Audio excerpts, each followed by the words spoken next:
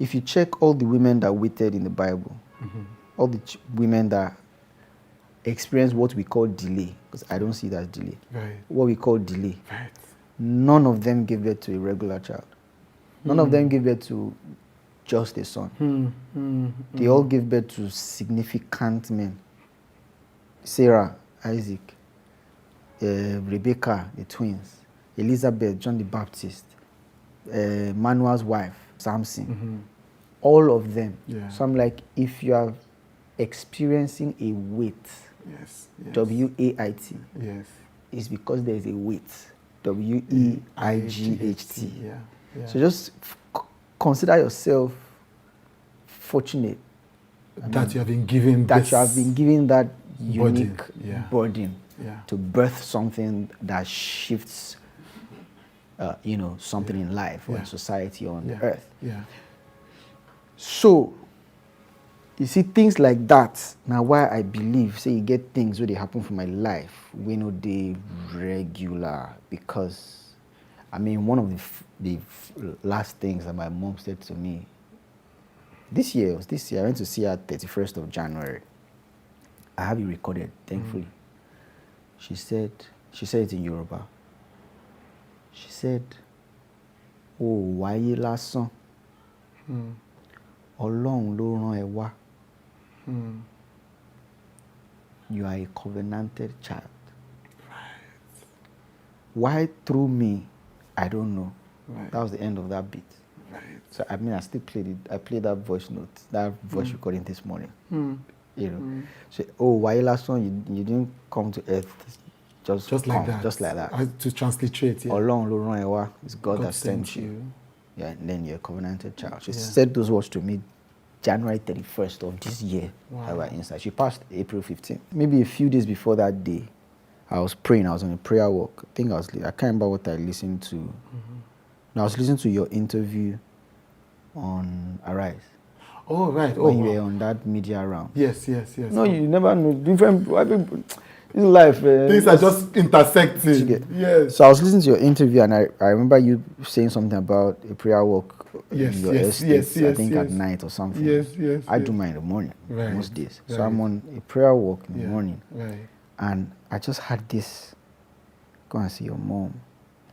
Play this recording you made of this prophetic word. Play it for her and just tell her, talk. So I go to see my mom. I remember I just got back from Abuja. Next day, and they were in Lagos. Right. So I just went. So I told her we need to talk. So we sat outside. We're outside maybe 2 hours. My dad will come. My dad used to do all this. Now, wow. Okay. Hey, this alright, dad can be very, jovial. So we sat there, and mom. And I played it for my mom. When I finished playing it, she said I should play it again. I played it again. I played it. Then she starts to share. She even shared stuff about her childhood.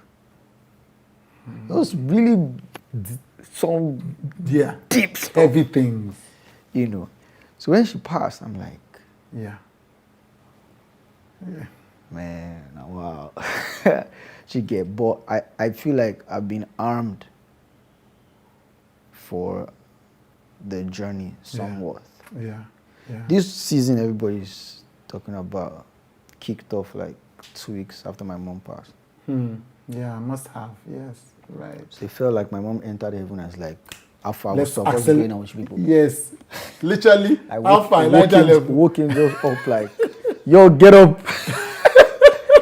But I mean, we say these things and it's like, if you sound like joke, but life is spiritual, man. Yeah, of course. I wasn't making music before then. Of course, I wasn't writing. Right, so there was nothing about music. There was nothing about music before then. So how did music come in? How did creating music? I was a lover of music. Right. So I couldn't engage music I love. Right. So exactly. So the music you used to listen to, you could no longer listen to them.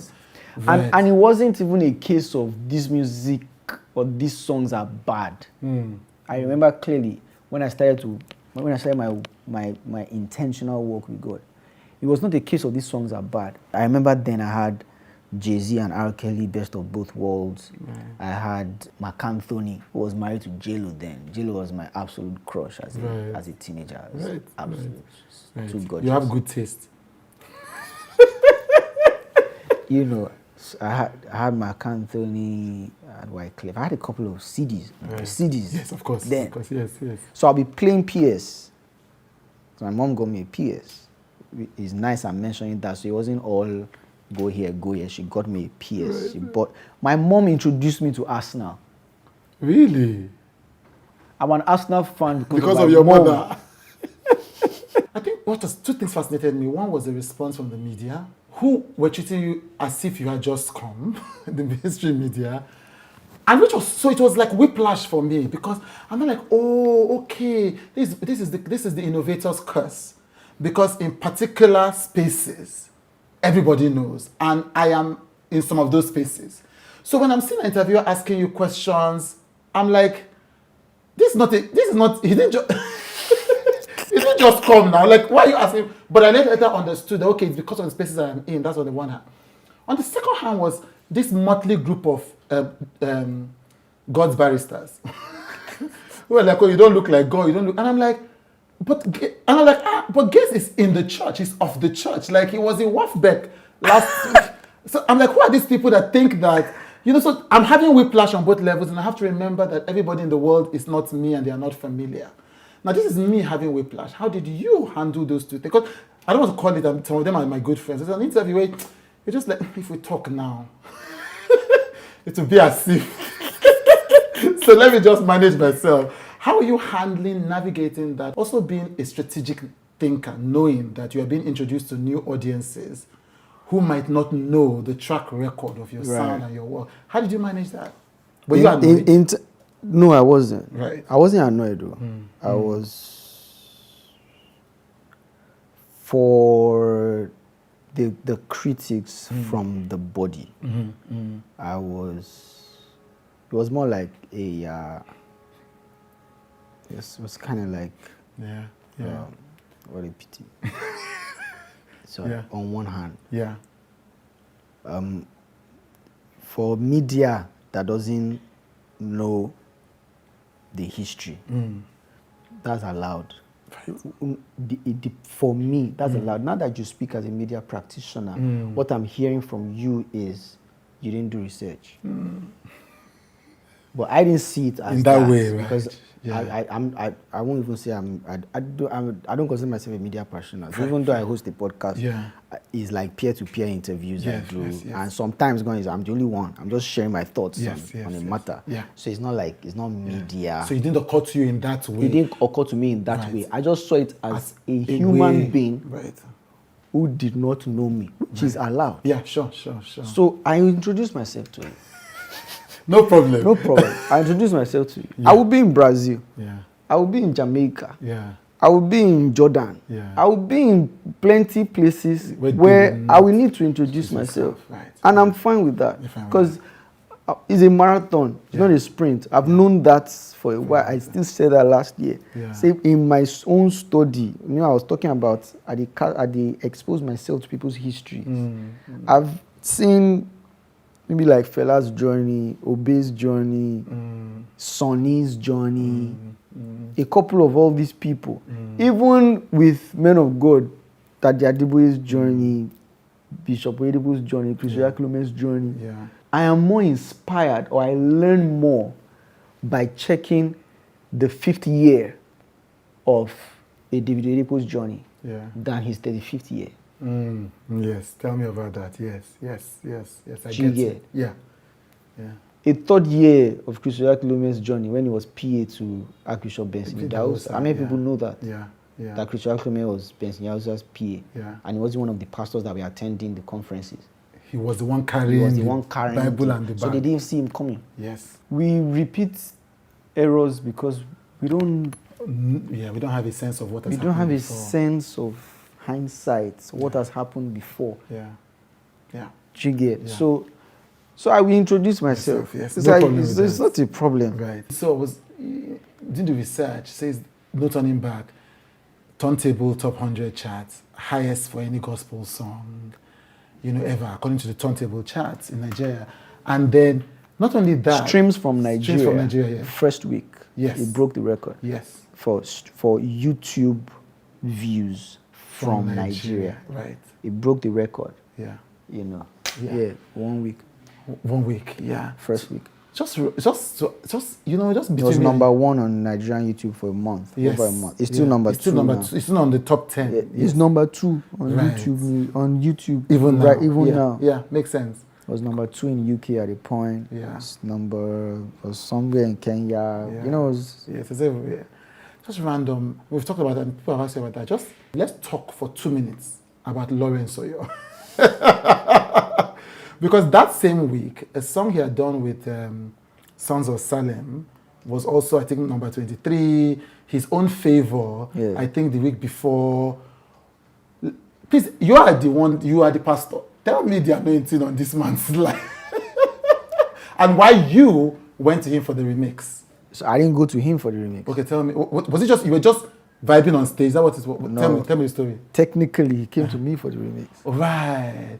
It was he His touted the idea. So he loved the song. He loved the song. Right. And when we met, he was I love that. let's do something about it. I was surprised, but right. Yeah. And it was also, we put people in boxes. That's not the box we had put in before. yeah. The first shock factor of this song is the collaboration. Yes. It's Gaise Baba and Lawrence. And he came ready with the headband. He even tried to follow you. He didn't know that you have been dancing for 200 years. Even me, I don't follow you. Yes. So he came. Oh, that is a beautiful story. He has a ridiculous anointing. Yes, it's ridiculous is the word. Yes. Ridiculous anointing. Yes. He's from an interesting heritage, deliverance ministry. God has added wisdom to it. Yeah. So now it's not raw, it's refined. There's packaging, there's wisdom and excellence attached to the raw anointing. That's a dangerous combination. It's a dangerous combination. Usually when you have raw anointing, it's There's brash, no- it's not yes. packaged, it's Yes. or when you have wisdom and excellence, there's no raw anointing, there's no. He's combined both. All of them. That's a dangerous asset. Yeah. This must feel like confirmation, vindication, or at least you're on the right path. Keep going. Not just for you, but for the entire movement. For me, it's not confirmation, Right. it's not validation, Right. it's manifestation Of something you already of confirmed. something I already knew. Right. I didn't need any pastor to co-sign this. I knew what I heard. I had an encounter in 2017. Time will fail me to share it. Right. But I had an encounter mid-2017 where God tells me to do something about his people, his creatives, who he has equipped differently. I did the equipping. I gave them that flavor.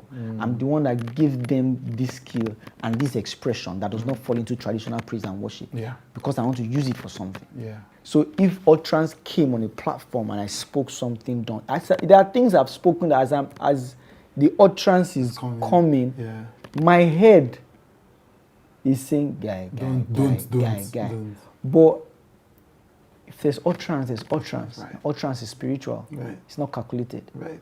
Do you get? So it's manifestation of what we've known. For a while. Right. The manifestation does not confirm what we knew. Right. If it never manifests, I still know it.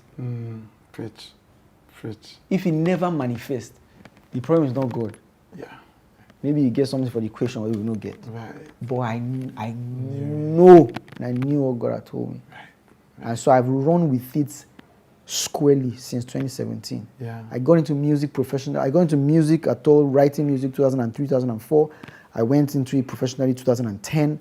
I had my burning bush moment 2017. From 2017, I've been faced squarely on this mission that many people are waking up to 8 years after. Right. But we've run with it in 2017. Yeah. Gone to schools, started Aramanda, started Black Flame, started Foxes on Fire, started all these platforms, all as an offshoot of that singular encounter I had in 2017 with God. That's a great way to end this interview. This is it. This is for the entire conversation. I want to make a personal request to you. Many of you watch, like, comment, but you don't subscribe. Now, subscription matters as you subscribe and as you engage. So I am making a personal request. Don't just watch and leave. Please click the subscribe button. It matters to me.